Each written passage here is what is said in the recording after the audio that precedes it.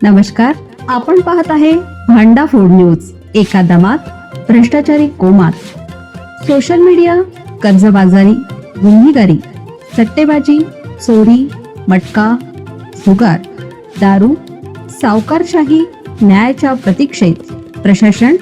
भांडाफोड news. एका दमात भ्रष्टाचारी कोमात.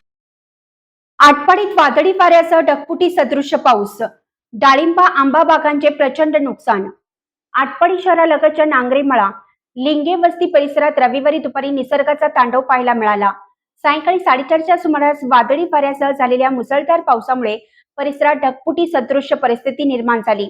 अवघ्या एका तासात शेतकऱ्याच्या मेहनतीने फुललेल्या डाळिंब आणि आंबा बाग उद्ध्वस्त झाल्याने शेतकरी अक्षरशः हतबल झाले आहेत. वादळी वाऱ्याचा सर्वाधिक फटका नांगरे मळ्यातील फळबागांना बसलाय. अनेक बागांमधील डाळिंबांची फळे झाडावरून गळून पडली, तर काही ठिकाणी झाडांच्या फांद्या मोडून मोठे नुकसान झाले. आंबा बागांनाही या वादळाचा मोठा फटका बसलाय. विनोद सुरेश यादव, रामचंद्र शंकर नांगरे, महेश गुलाब नांगरे, रामचंद्र विलास नांगरे, पियुष गुलाब नांगरे, मारुती आनंद हजारे, प्रवीण दत्तात्रेय नांगरे, दादासो पवार आणि रावसाहेब सागर या शेतकऱ्यांच्या बागांचे मोठे नुकसान झाले आहे. शहरात अनेक ठिकाणी झाडे व विजेचे खांब पडल्याने वीज पुरवठा खंडित झाला आहे. त्यामुळे काही भागात नागरिकांना अंधाराचा सामना करावा लागत आहे.